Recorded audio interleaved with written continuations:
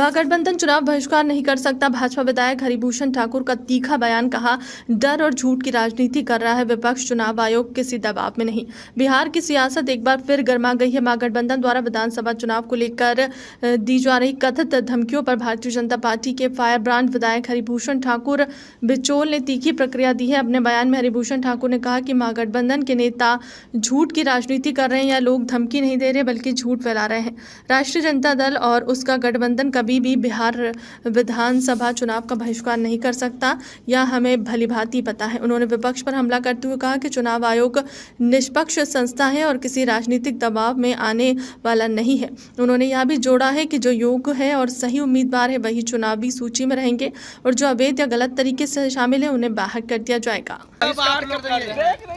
SIR के मुद्दे पर कह रहे हैं कि हम विधानसभा चुनाव का बहिष्कार कर रहे हैं। देखिए, स्वाभाविक है, जिस विद्यार्थी को लगता है कि परीक्षा में फेल कर जाएंगे वो आगे की तैयारी करता है।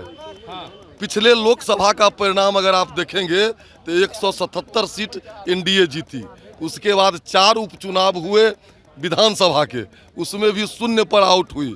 और अभी जिस तरह से डुप्लीकेट वोट कट रहा है, रोहिंग्या बांग्लादेशियों का वोट कट रहा है, इससे उनकी और एनडीए की, नीतीश कुमार जी और मोदी की जो लोक कल्याणकारी, गरीब कल्याणकारी योजनाएं हैं, इससे स्पष्ट उनकी हार पर लक्षित हो रही है। इसलिए वो बोल रहे हैं कि अगला चुनाव नहीं लड़ेंगे। निश्चित रूप से, लेकिन वो चुनाव लड़ेंगे, वो सहानुभूति पब्लिक का लेना चाहते हैं। लेकिन उनका चाल चरित्र, चेहरा जो है, जो आदमी बोलता हो साहबुद्दीन अमर रहे, सूत्र को मूत्र बोलता हो, वो पब्लिक सब देख रही है।